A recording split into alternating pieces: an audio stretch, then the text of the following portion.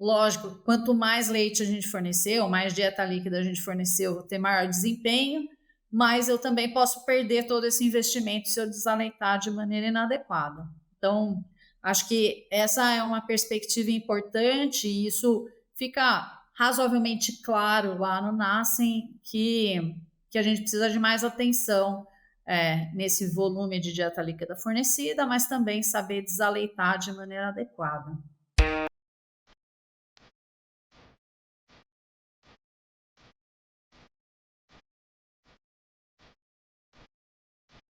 Olá, ouvintes do Mais Um Podcast. Meu nome é Daniel Barreta, eu sou professor da UNOESF Xanxerê e espero que gostem do episódio, assim como eu gostei de gravar.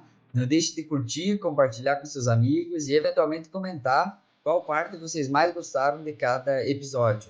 A novidade agora é que vocês também podem fazer parte da nossa comunidade do Mais Um Podcast. O link está na descrição do episódio e por meio dela vocês terão acesso a conteúdos exclusivos e também serão avisados em primeira mão sobre novos episódios. Fiquem agora com a gravação. Olá, ouvintes do Mais Um Podcast. Aqui é o Daniel Augusto Barreta falando e hoje eu tenho a satisfação de gravar com a professora Carla Bittar. Professora Carla, muito obrigado por ter aceito o convite e por estar aqui hoje disposta a partilhar comigo e com os ouvintes do Mais Um Podcast toda a sua expertise, né, quanto à criação de bezerros. Obrigado, professora. Eu que agradeço, Daniel, pelo convite. É um prazer poder colaborar. Muito bem.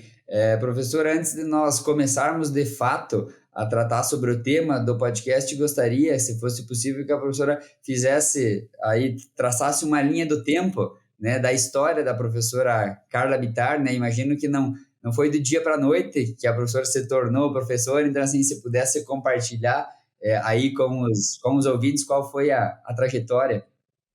É, sei lá, como começa, né? Eu no colegial já gostava muito de animais e assim era uma aluna que incomodava um pouco o professor de biologia, vamos dizer assim, com muitas perguntas, tal. E ele falou assim: "Ah, você devia seguir nessa área, tal". E aproveitando isso, me colocava sempre para ser monitora nas excursões que tivessem relação com biologia para os alunos do ginásio. Então, isso também despertou em mim essa questão de ensinar, como falar, como passar conhecimento.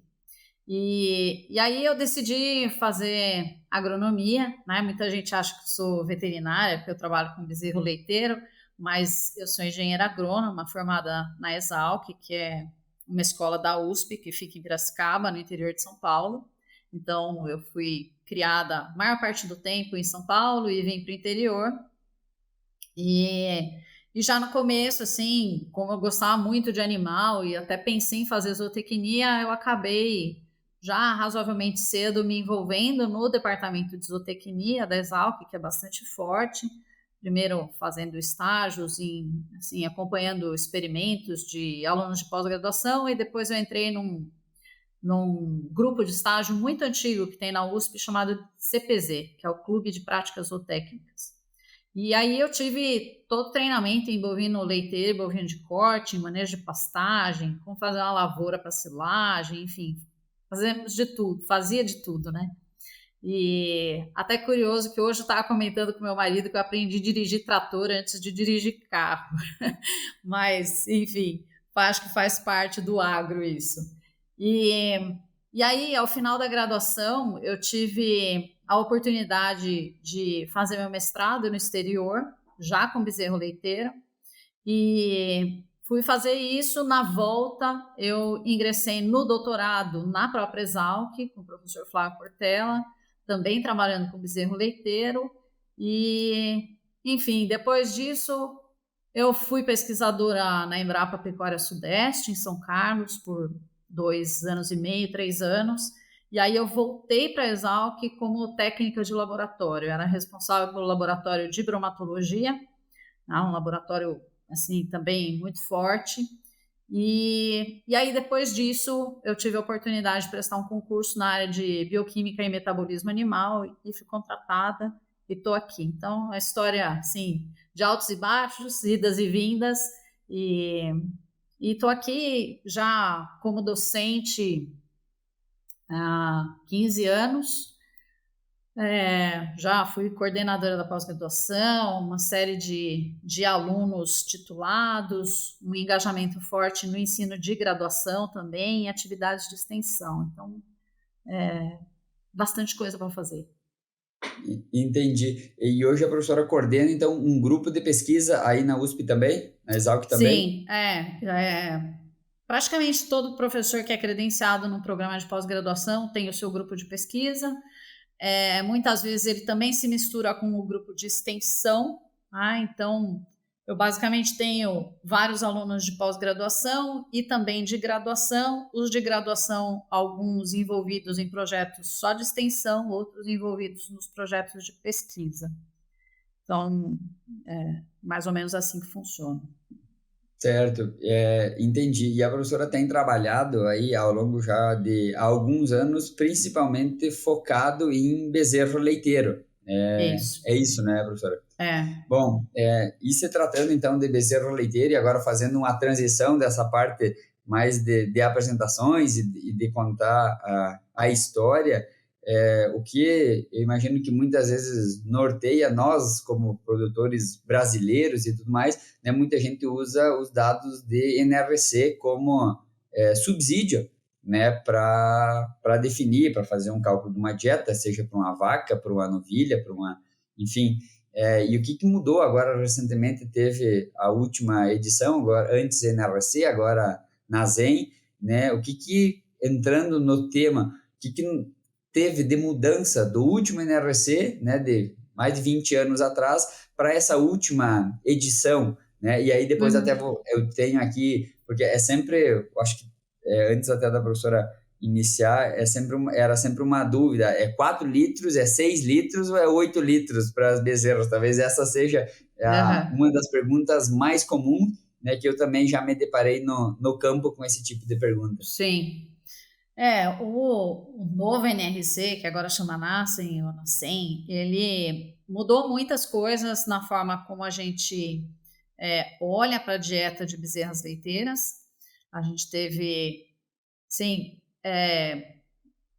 modelagens mais modernas, principalmente assim, para o pesquisador, o mais importante foi o fato da gente ter uma equação que prediz o consumo de concentrado por esses animais, e a gente vê lá que a temperatura do ambiente altera esse fator, né? Então a gente tem equações diferentes de acordo com a temperatura, e isso foi bem importante para o produtor brasileiro, especialmente porque dados nossos brasileiros, dados meus, da Embrapa, em Juiz de Fora e de Viçosa, foram utilizados para essa modelagem. Então, são dados nossos mesmos que entraram na modelagem que o programa do NACEM apresenta.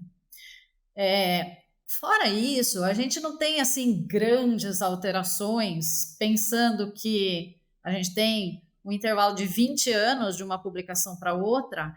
Então, assim, muito do que está lá já vinha sendo realizado, né? Foi muito mais algo de colocar no papel algumas práticas que já vinham sendo feitas, por exemplo, de fornecer mais leite para esses animais, né? Então, a gente saiu daquela situação do aleitamento que era chamado de convencional, que o NACEM agora chama de aleitamento ou taxa de alimentação restrita, que é fornecer os 4 litros por dia.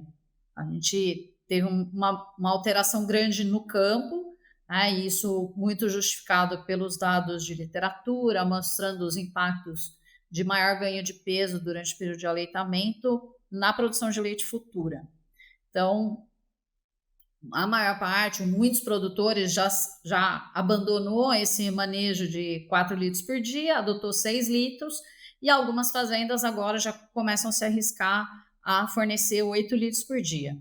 A gente consegue bons desempenhos com 6 litros por dia, e eu posso arriscar que a gente, para alguns produtores, isso é mais adequado, porque eles vão errar menos no momento de fazer o desaleitamento. Por que isso? Porque quanto mais leite eu forneço, menos concentrado esse animal vai consumir, e isso vai dificultar o processo de desaleitamento, porque esse animal precisa ter um consumo X de concentrado, né, que o próprio Nassen recomenda que esse animal esteja comendo 1,5 kg de concentrado para que ele possa ser desaleitado. Então, assim, à medida que o produtor investe mais e fornece 8 litros por dia, ele vai ter um desafio maior para conseguir desaleitar esse animal com esse patamar de consumo de concentrado.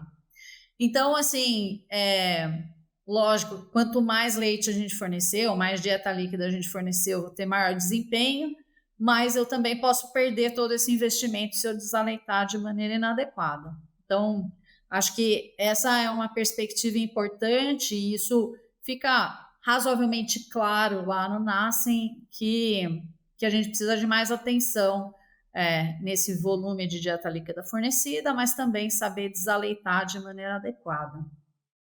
Mas, por exemplo, quando a gente olha para a parte de colostragem, assim, pessoalmente eu fiquei um pouco decepcionada, porque a gente tem já dados melhores do que o Nassen traz e protocolos mais alinhados, assim, com o máximo de eficiência e proveito que a gente pode tirar do fornecimento de colostro. Isso não aparece, assim, de forma clara no Nassen, sabe? Então, acho que a gente evoluiu bastante, mas muito do que está lá já vinha sendo feito, né? Vamos ver se agora a gente vai demorar mais 20 anos para ter outra edição. Entendi. Antes até de seguir aqui, achei bem interessante a professora colocou, por exemplo, essa parte de colostragem, que já tem informações até talvez mais atualizadas e melhores do que está lá. Então, o que seria um programa de colostragem eficiente?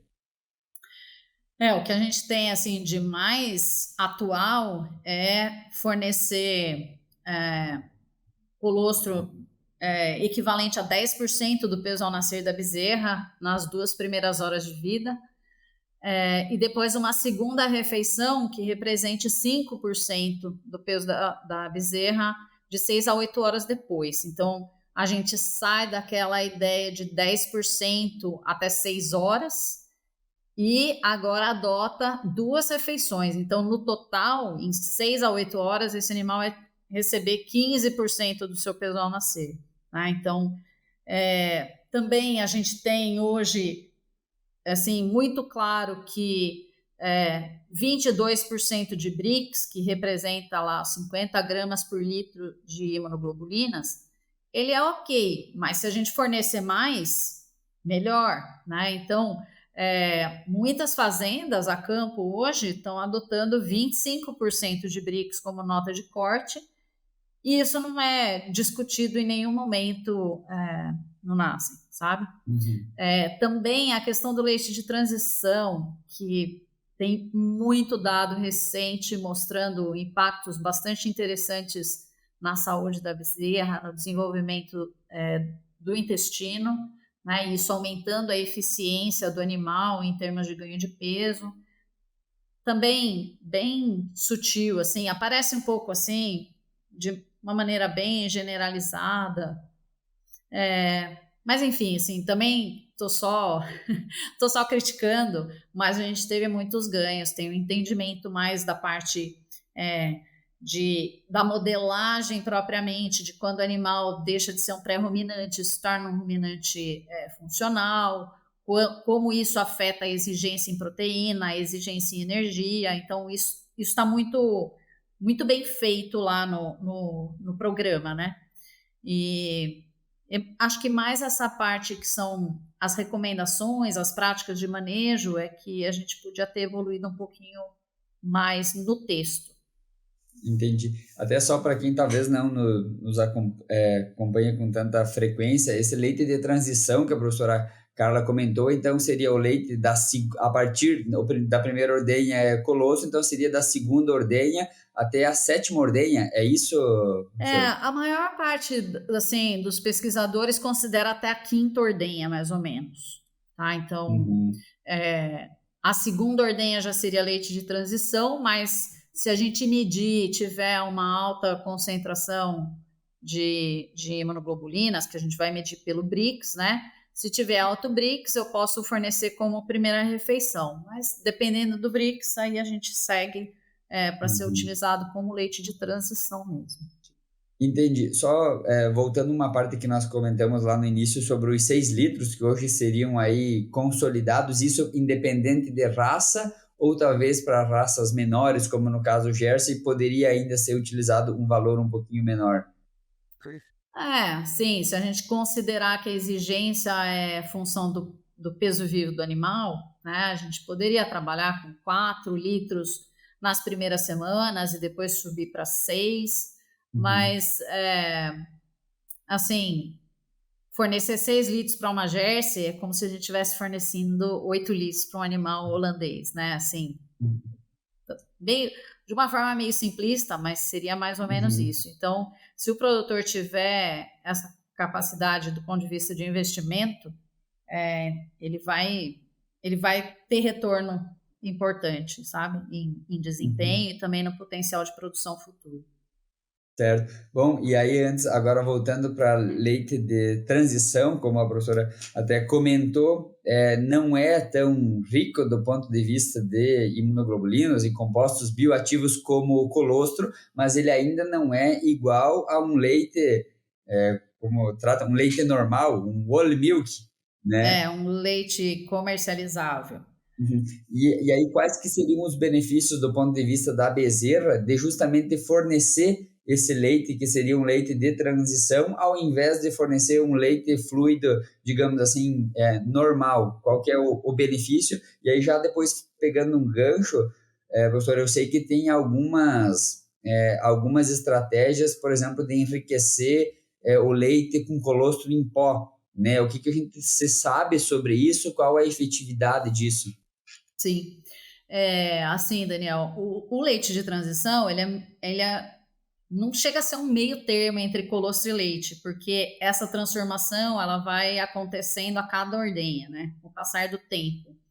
Então, quando a gente toma a decisão de fornecer leite de transição, a gente com certeza está fornecendo um leite que tem ainda maior concentração de anticorpos e de compostos bioativos em comparação ao leite. E é importante salientar isso, embora o animal não vá mais absorver esses anticorpos, existe um efeito local ali bastante importante para a manutenção da saúde intestinal. Fora isso, os compostos bioativos, eles estão muito relacionados com o desenvolvimento do intestino. Então, a renovação celular, que maneira essas células, né, são renovadas, tem toda uma dinâmica ali que resulta em um intestino mais eficiente em absorver e metabolizar nutrientes. E fora essa questão de ter mais anticorpos e mais compostos bioativos, a gente tem mais proteína e mais energia.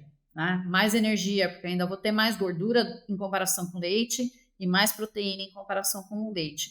Então, nesses 3, 4 dias, às vezes tem fazenda que consegue fornecer por 5 dias o leite de transição, eu vou estar fornecendo uma dieta líquida com valor nutritivo muito maior e ainda com esse valor biológico maior, que é o fato de ter mais anticorpos e mais compostos bioativos. Isso só traz benefícios, mas uma questão que é bastante importante, que a gente mesmo aqui, nos nossos experimentos, a gente teve algumas frustrações, é que a gente tem que tomar muito cuidado com a carga bacteriana desse material, porque a logística na sala de ordenha não é tão simples quanto a gente pensa, né?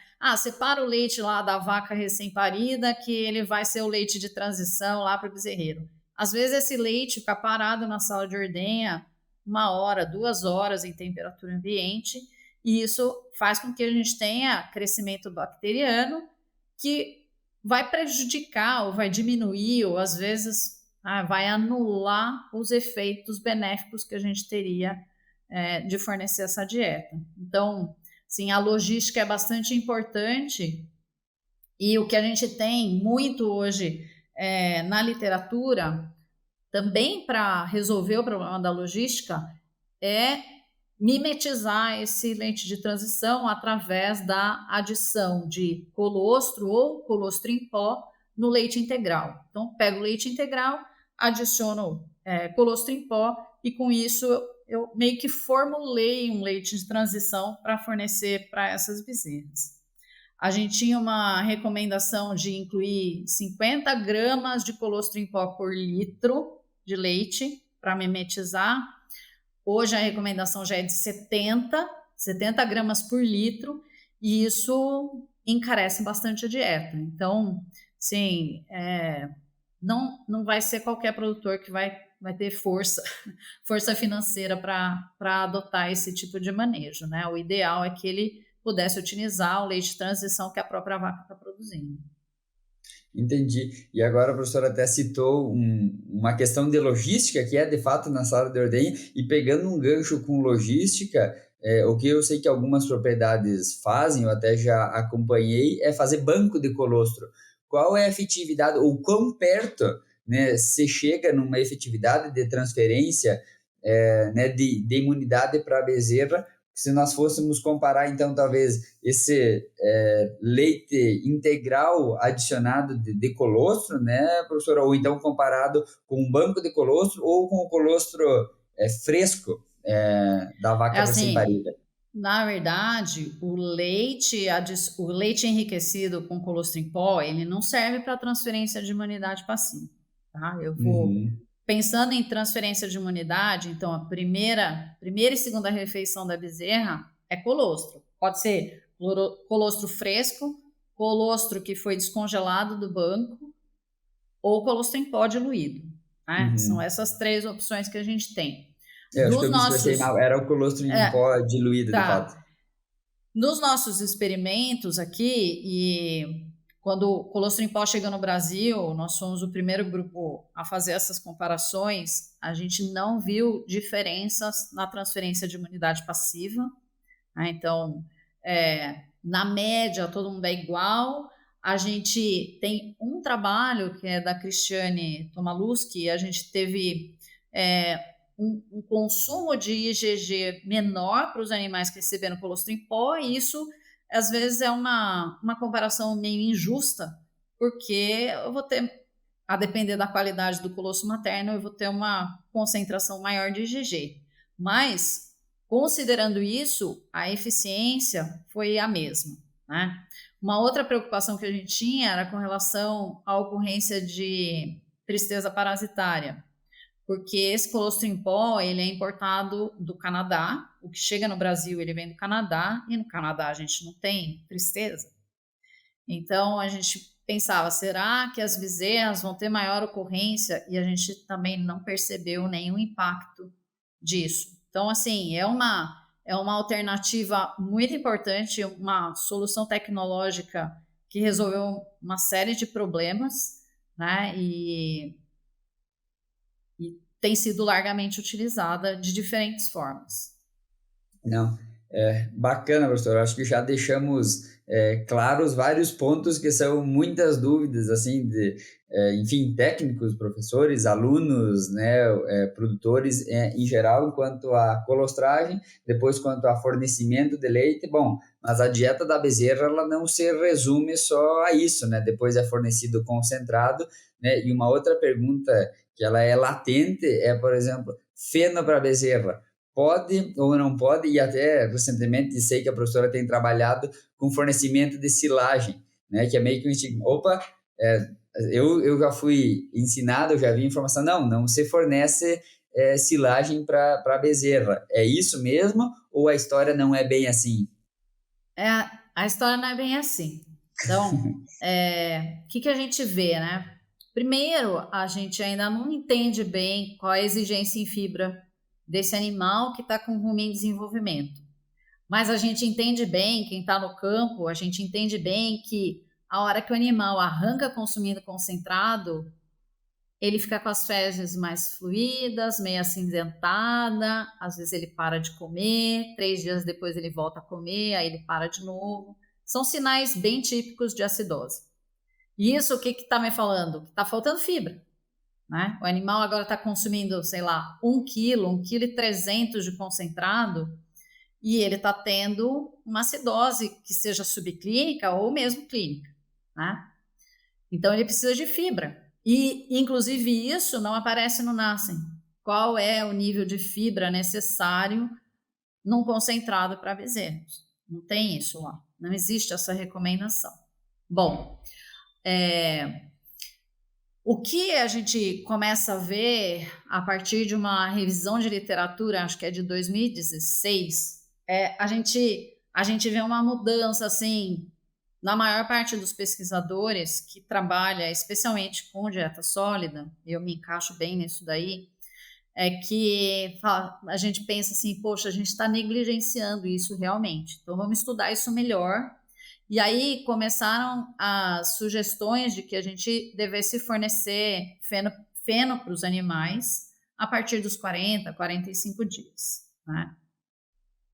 Bom, que ótimo, né? A gente fornece feno, só que a gente tem um problema, porque se o feno for de alta qualidade, o animal substitui o consumo de concentrado, isso quer dizer que ele vai consumir menos de uma dieta que tem alta energia, alta proteína, para consumir mais um feno, que mesmo sendo bom, vai ter menos proteína e menos energia. Tá? Então, isso teria um impacto negativo no desempenho. Então, aí a gente já passa para uma outra conclusão, que é assim, se o feno for bom, a gente tem que controlar o consumo. Então, é aquela sugestão de colocar um punhadinho, uma mãozada de feno picado junto com o concentrado da bezerra.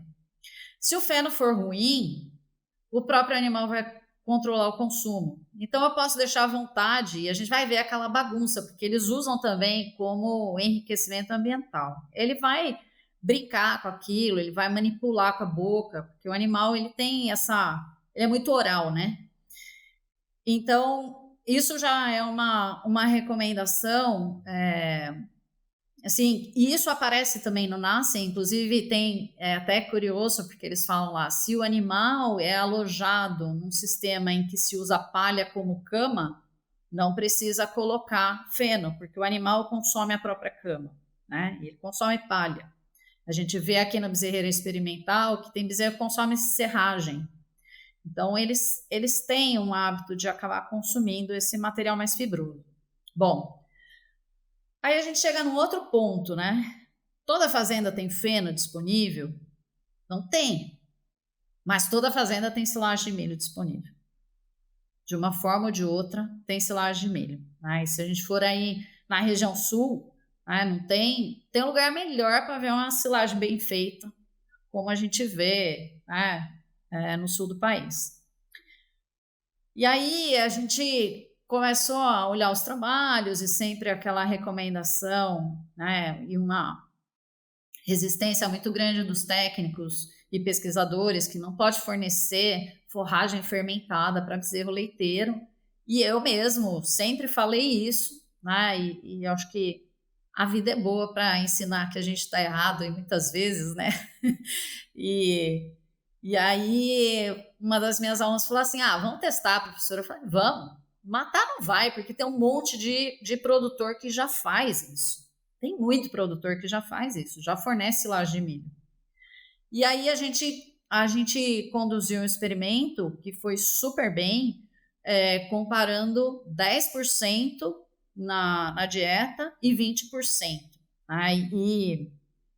E a gente viu que 10% seria uma taxa de inclusão muito boa, e agora, ao invés da gente olhar para que a gente chama de dieta de componentes, eu vou tendo um baldinho concentrado e em outro baldinho a silagem, o que a gente fez foi uma TMR para bezerro, contendo 10% da matéria seca, né? Tudo na base da matéria seca, 10% de silagem de milho. E o desempenho dos animais foi muito bem, muito, muito bem. A gente conseguiu maior consumo de dieta sólida total e, inclusive, maior consumo de carboidratos não fibrosos. Quer dizer, eu aumento forragem, eu incluo forragem na dieta e ainda assim eu aumento o consumo de carboidratos não fibrosos, que é um fator importante para desenvolvimento ruminal. Então, Era acesso livre, professora. À Era vontade. à vontade, à Uhum. vontade. Assim, isso também, uma coisa importante que você falou, porque ontem mesmo um dos alunos aqui perguntou isso. A gente nunca vai limitar consumo de dieta sólida de animal em crescimento, né? De bezerra leiteira. Né? Nas novilhas é outra conversa. Mas para animal em aleitamento, é à vontade. A única coisa que não é à vontade é o leite. Preciso ter água e preciso ter dieta sólida à vontade. Preciso ter conforto à vontade, saúde à vontade, é tudo à vontade, menos o leite. Né? Então, é, essa dieta era fornecida à vontade, a gente viu maior consumo de nutrientes, maior consumo de dieta sólida de maneira geral, então só benefícios. E quando a gente comparou isso, essa TMR de 10% com TMR contendo feno, a gente não viu diferença. Feno de média qualidade e feno de baixa qualidade. Infelizmente, a gente não tinha na região um feno de alta qualidade, porque a gente queria assim um feno muito bom, um feno muito ruim e a silagem de milho. Mas média, baixa qualidade e silagem de milho, a gente teve praticamente o mesmo resultado, apesar de em algumas questões assim de comportamento animal o feno ter sido um pouco melhor, né? Assim, mais tempo deitado, mais tempo ruminando, coisas assim, meio específicas. Uhum. Entendi. Só pegar um gancho agora do final. O bezerro rumina, então, né? Com certeza, tem. A gente tem dados de literatura de bezerrinho ruminando com 21 dias, 3 semanas. Se você ficar sentado observando o animal, você vai ver bezerros bem jovens regurgitando e ruminando, deglutindo de novo. Então, uma inclusão, como se fosse uma dieta total para bezerra, até 10%, não causa nenhum prejuízo e ainda é positivo do ponto de vista de consumo de carboidrato. Sim, só com um parênteses que essa silagem não tem que ser boa, né? Sim. Tem que ser uma silagem que não esteja, né, com mofos, bolores, Uhum. micotoxinas, todos aqueles problemas que eu vou ter com as vacas, eu vou ter com os bezerros também. Então, o pessoal fala assim: ah, mas você corre o risco de fornecer uma silagem ruim. Eu falei, mas esse risco você também está correndo com a vaca. Então, Uhum. assim, precisa arrumar a questão da produção de silagem, deixa tudo organizado, e não é só a produção, mas também como que tira do silo, né? Quanto tira do silo, qual o manejo do silo, tudo aquilo que a gente já sabe, para daí tomar a decisão se vai ou não fornecer para a bezerra. Mais do que esses percentuais, aí já pode começar a limitar consumo? O que a gente viu foi exatamente isso. Uhum. A gente teve redução um pouco, eu não lembro especificamente, mas a gente tem alguns senões que dizem para a gente assim, ó, 20% já é muito, você vai diminuir o consumo, porque você tem a questão do enchimento do trato digestório, então ele consome menos, aí a depender da digestibilidade, isso vai ter um impacto. Enfim, assim, o consumo de energia é um pouco menor. E para iniciar, Carla, esse fornecimento, a partir de que idade é recomendado, tanto se no caso do feno ou para silagem, ou se aplica a mesma idade para ambos? É assim, a recomendação mais corrente é a partir de 30, 40 dias. Perdão, 40 a 45 dias. O que a gente fez foi testar a partir de 28 dias a silagem e funcionou muito bem. Né? Então, é lógico que isso tem um impacto no manejo diário, porque essa dieta ela vai ter que ser misturada todo dia, mas isso a gente Uhum. já faz para as vacas.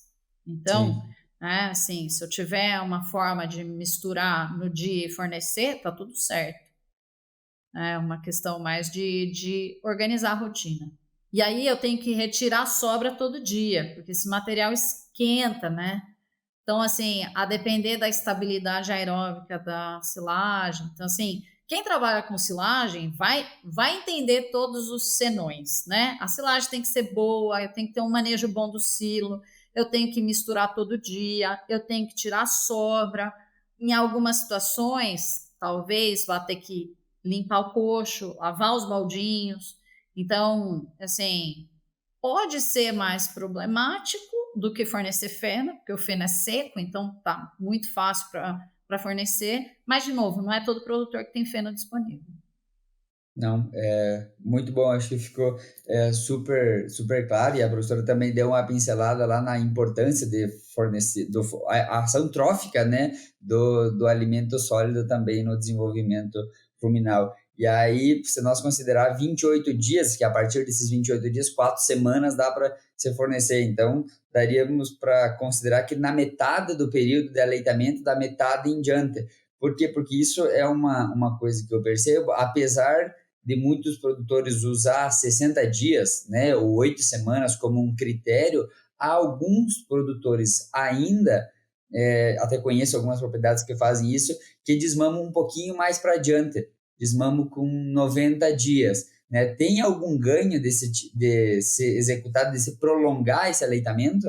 Assim, não muito recentemente, acho que é de 2019, o Dr. Quigley, que é uma sumidade aí no assunto de nutrição de bezerras leiteiras, ele publicou dados como é que fala isso? Do Centro de Pesquisa da Cargill. Ele pegou muitos dados que eles tinham no banco de dados e ele mostrou lá, através de modelagens, que o rumen da bezerra, o trato digestório, na verdade, de maneira geral, ele está desenvolvido, ou seja, a bezerra está pronta para ser desaleitada quando esse animal alcança um consumo acumulado de 15 quilos de carboidratos não fibrosos. Então, é assim, vamos imaginar que eu tenho um concentrado lá que tem 50% de carboidratos não fibrosos. Quando ele comeu 1 quilo, ele acumulou 500 gramas de consumo de carboidratos não fibrosos, né? Só para quem está ouvindo a gente entender a matemática. Bom, quando eu li aquilo, eu falei assim, mas isso acho que acontece rápido, né? Porque...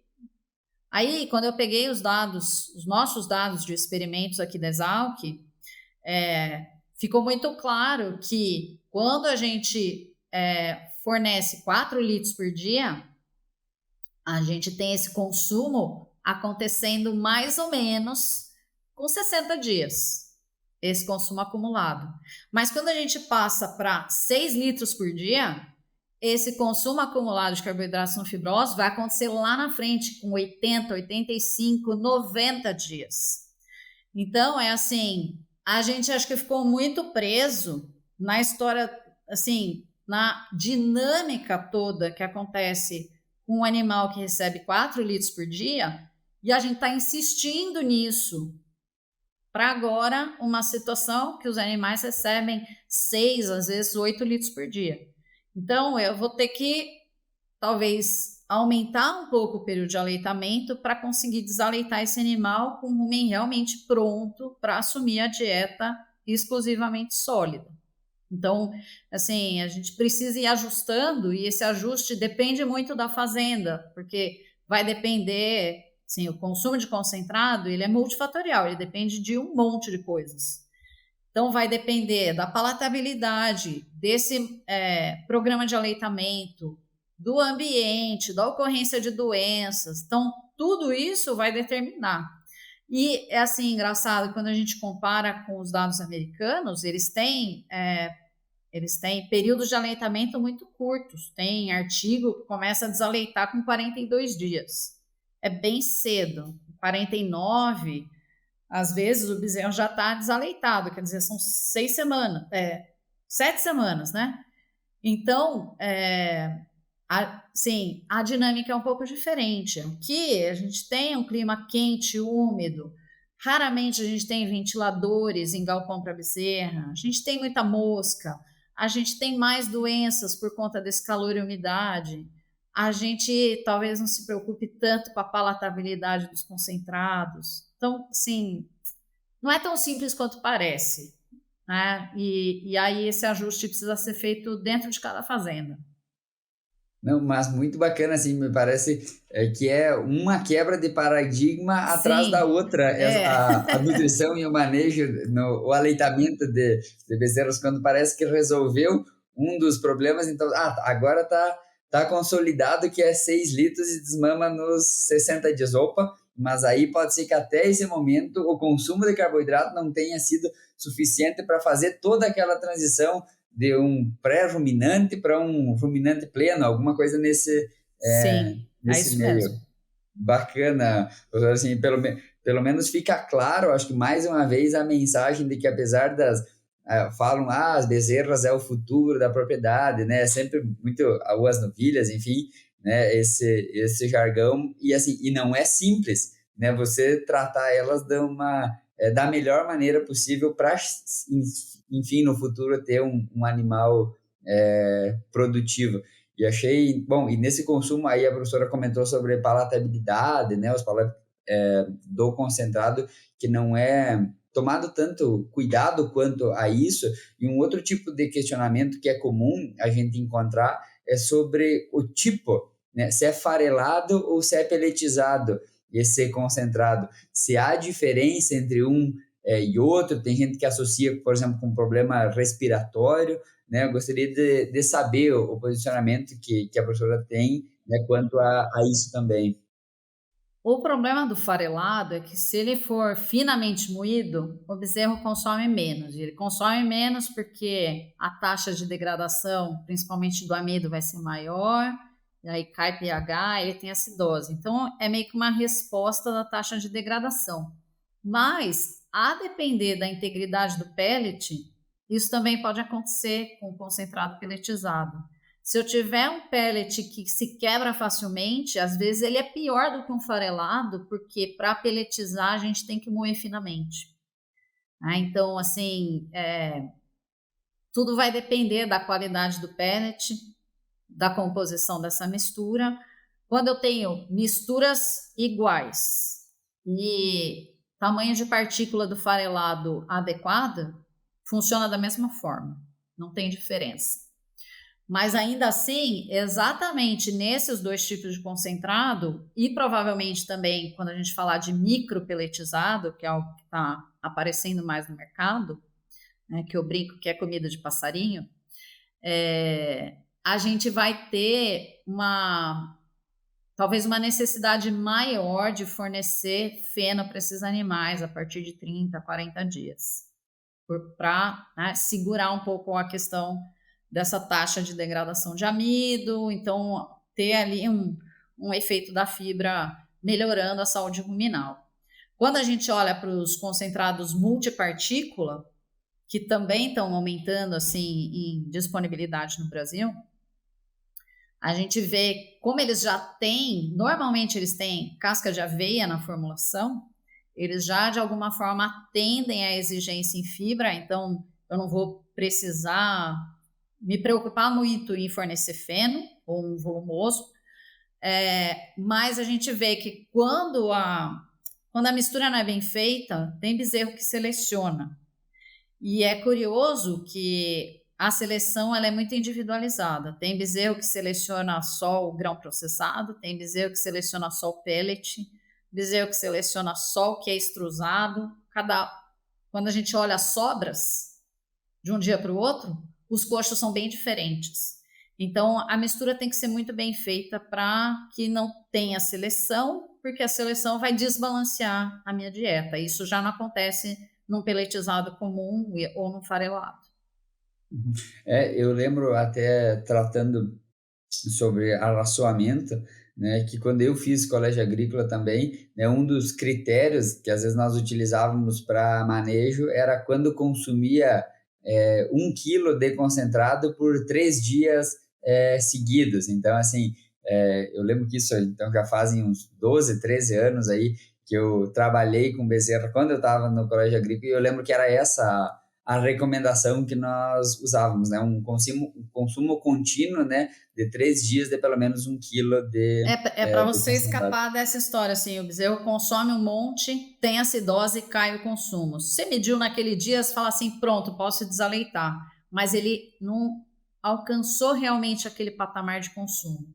Então, você mede 3 dias, 4 dias consecutivos, se for tudo acima de 1 nessa sua recomendação, ou agora 1,5 na recomendação do Nascem, posso desaleitar.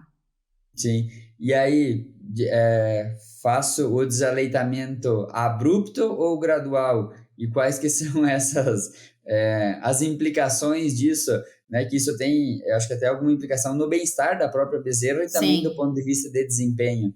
Uhum.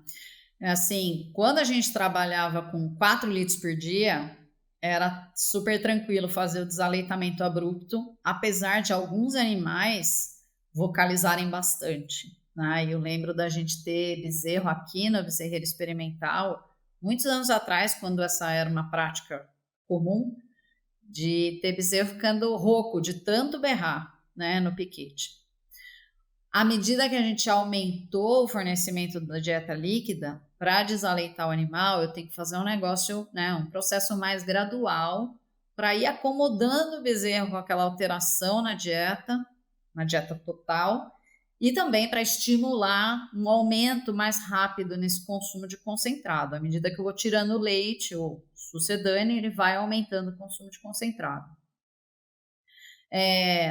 O que a gente vê na literatura é assim, se eu tiver animal em aleitamento mais intensivo, vamos imaginar que estou fornecendo 8 litros por dia e desaleito ele de um dia para o outro, apesar desse animal ter ganho bastante peso durante o período de aleitamento, na sequência ele vai perder bastante peso, né? E isso traz uma série de questões também de bem-estar, né? O animal em pé muito tempo, vocalizando, isso aumenta cortisol, entra, né? Tem uma série de doenças oportunísticas aí, então a dinâmica não é boa. Se eu posso trabalhar com altos volumes e no meio do caminho, antes de começar o desaleitamento propriamente, eu posso fazer o que a gente chama de step down. Eu diminuo um pouco e mantenho, por exemplo, saio de 8 para 6 e mantenho 6 por mais 1, 2 semanas. Isso já permite alguma acomodação no consumo de concentrado, e aí sim eu começo aquele gradual, que pode ser 1 litro por dia, meio litro por dia, o que for mais fácil também no manejo de cada bezerreiro, de cada fazenda. O que a gente vê é que assim, a gente precisa de pelo menos 6 a 10 dias para esse processo ser feito. Se eu quiser fazer isso em 3 dias, o negócio não funciona, não é tempo suficiente. Eu preciso de 1 semana a 10 dias para ir reduzindo gradualmente e o animal ir se adaptando, aumentando esse consumo de concentrado, né? Quando eu faço um desaleitamento durante muito tempo, por exemplo, vamos imaginar que 20 dias antes eu quero desaleitar com 60 dias. Com 40 dias eu começo a reduzir o leite. Então, vamos imaginar, vou reduzindo bem de pouquinho em pouquinho. Isso faz com que no período todo de aleitamento o animal tenha um menor consumo de energia e isso vai impactar no ganho de peso dele já no período de aleitamento. Então não faz muito sentido. Então a ideia é fazer ele gradual, de 6 a 10 dias, 7 a 10 dias, e em idades mais avançadas, né? Começar isso em idades mais avançadas. Não, bacana. E para nós fechar em relação a peso de desmame, eu lembro também de há muito tempo ouvir essa recomendação de que a bezerra no momento do desmame ela teria que ter o dobro do peso do nascimento, né? Isso é uma informação que ainda se aplica? Sim, sim, esse é um benchmarking, vamos dizer assim, é uma meta. Né? Então, eu tenho que ter um programa alimentar, um manejo alimentar durante o período de aleitamento que permita que, ao desaleitamento completo, esse animal tenha o dobro do seu peso.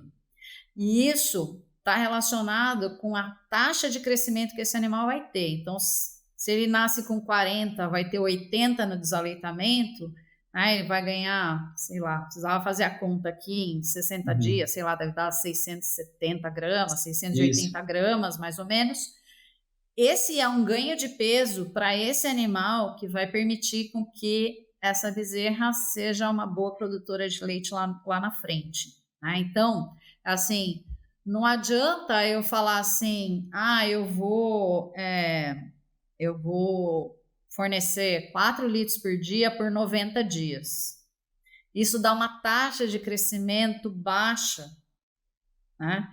E não vai impactar no potencial de produção desse animal lá no futuro. Então, assim, maiores volumes e também período mais reduzido, de forma que eu tenha maior ganho de peso diário desse animal, né? Lógico, se eu quiser fazer 8 litros por dia por 3 meses, eu vou ter altas taxas de ganho, né? Então, enfim, é mais uma questão de entender aí a matemática das coisas.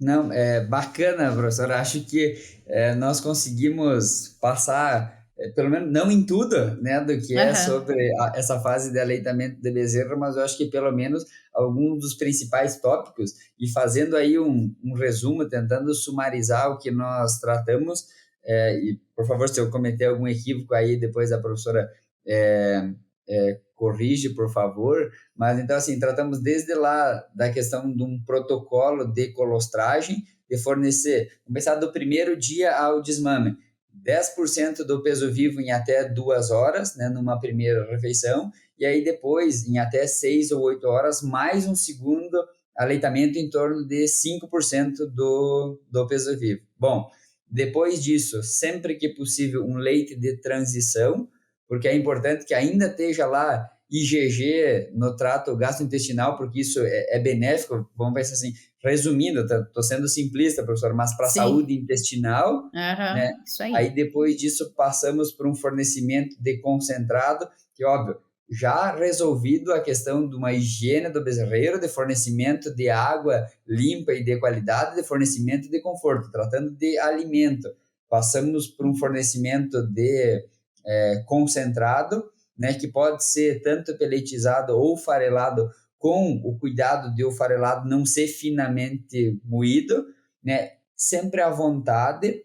E aí, a partir do primeiro mês, se o feno for fornecido, então, em separado, se for um feno de boa qualidade, uma quantidade controlada para não haver substituição, se for um feno de uma pior qualidade, a própria bezerra vai fazer vamos pensar assim, essa seleção, né?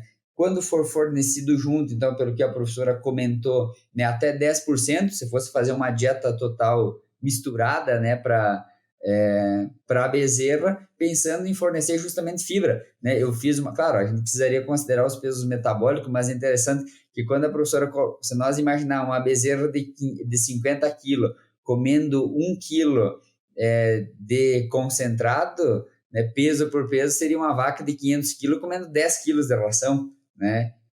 Então, você precisa ter fibra. Bom, então, assim, 10% de feno ou de silagem de milho, né, misturado, então fazendo essa dieta total, e aí o aleitamento de 6 litros de leite até o momento do desmame. E hoje, pensando num desmame, talvez começando nos 60 dias e com uma diminuição parcial, né, não um desmame abrupto, seria mais ou menos isso, professora, um geral, assim, do que, de alguma Isso. das vantagens? A gente só não falou da composição da dieta líquida, né? Então, assim, a gente falou de volume de fornecimento, né? Mas a gente pode trabalhar com diferentes dietas líquidas. Normalmente, quando a gente trabalha com fornecimento de sucedâneo, a gente tem que ter uma diluição para maior teor de sólidos em comparação com leite, para ter consumos de proteína e energia equivalentes, né? Então, daí que surgiu esse monte de dados com 14% de sólidos, 15% de sólidos, beneficiando animais que consomem sucedâneo em comparação com leite, e agora a gente já tem um patamar acima, que é adensar o próprio leite. Então, tem o leite lá com 12,5% sólidos na fazenda e o produtor coloca sucedâneo, um corretor de sólidos nessa dieta para aumentar o consumo de nutrientes também. Então, é assim que a gente brinca no nosso meio, que quando o produtor alcança a meta, alguém vem e dobra a meta, né? Então, tem sempre um a mais, um a mais. Ah, agora podemos fazer isso. Ah, alcançou isso, agora vamos fazer isso. E assim. Bacana, bacana, professor. Assim, só gostaria de deixar o espaço antes aí das perguntas finais, que não tem, necessariamente não estão ligadas à Bezerra. Gostaria de saber se tem mais alguma coisa que talvez nós não tratamos aqui do ponto de vista de aleitamento, né, alimentação de Bezerra, que a professora gostaria de comentar, que talvez nós não discutimos, né, ou passamos por todos os tópicos aí, Assim, pelo menos os mais... pensando em nutrição, a gente acho que tratou muito bem, assim, dos temas mais importantes. Talvez uma conversa interessante seria sobre o alojamento, né? A gente tem aí hoje quase que uma pressão sobre alojar os animais em grupo, né? Isso tem alguns problemas, a gente tem algumas resistências, porque em muitos sistemas de produção, quando a gente agrupa, aumenta a ocorrência de doenças, mas quando o manejo sanitário é bem feito, isso não acontece, né? Então, é tipo criança quando vai para a escolinha a primeira vez, fica doente, acontece a mesma coisa com o bezerro. Então, acho que é muito mais uma questão de se ajustar, né? E talvez aproveitar mais os benefícios que estão relacionados com a criação, é, alojamento coletivo, né? Mas E a acho que professora vê isso isso como uma tendência. eu não sei se é uma tendência no Brasil, não, mas existe uma pressão, e à medida que o consumidor for ficando mais informado, isso vai chegar na gente, né? Então, assim, quando a gente busca na internet sobre bezerros leiteiros, a gente vê, né, um monte de ONGs falando do absurdo, a questão do macho leiteiro, que é, sim, sempre falo que para mim, que eu trabalho com isso, para mim é uma vergonha isso que acontece com o macho leiteiro. Sim, isso me incomoda desde que eu era aluna de graduação, me incomoda muito.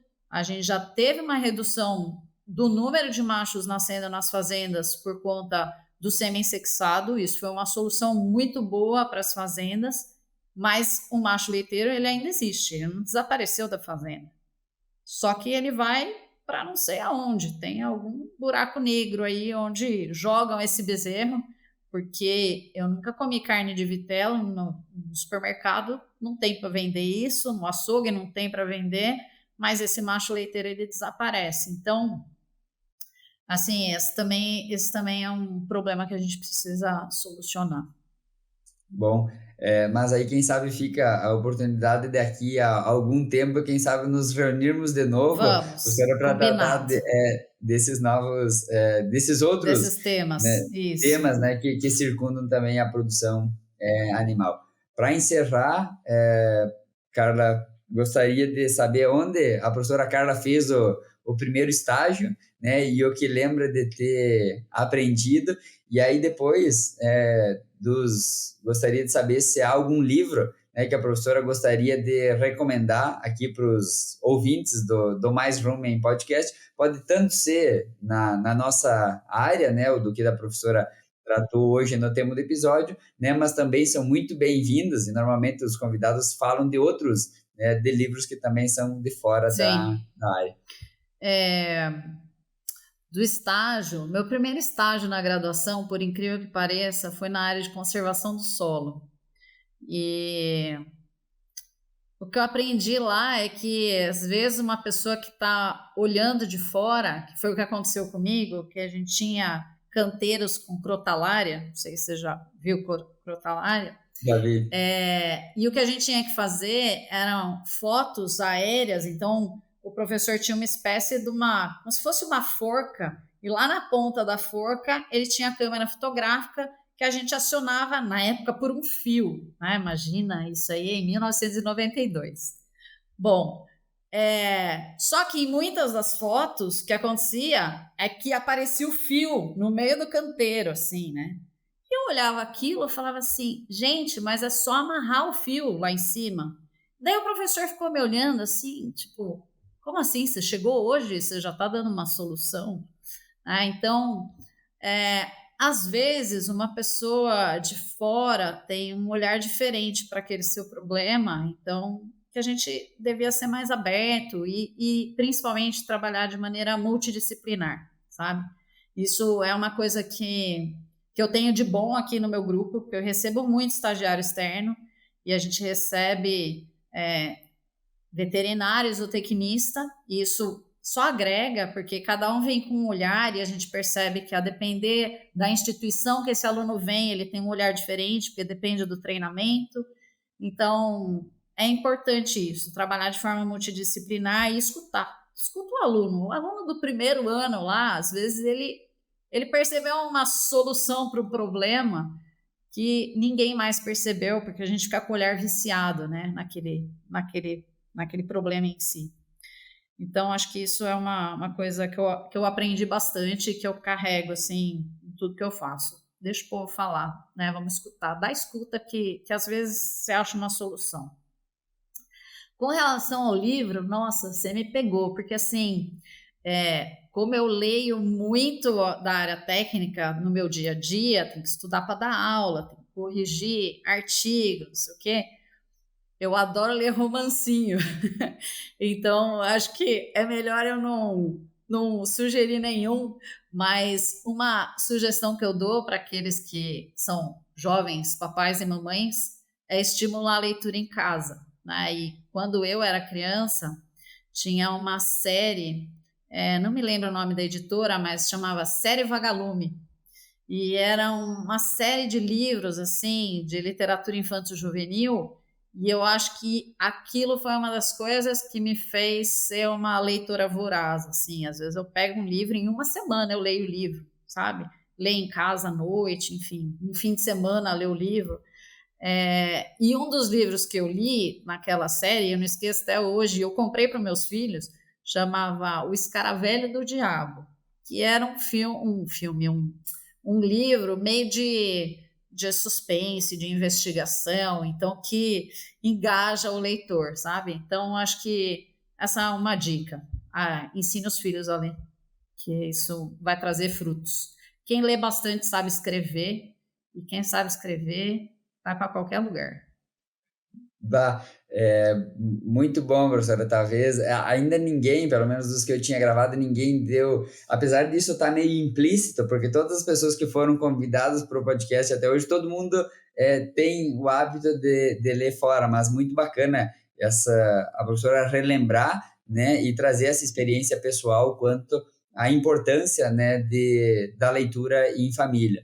Para as pessoas que querem encontrar ou entrar em contato com a professora Carla Bittar, ou então com o grupo de pesquisa, há algum local, não sei se tem Instagram, um site, enfim. A gente tem um Instagram que é @ccb_exalc, exalc com S, que é mudo.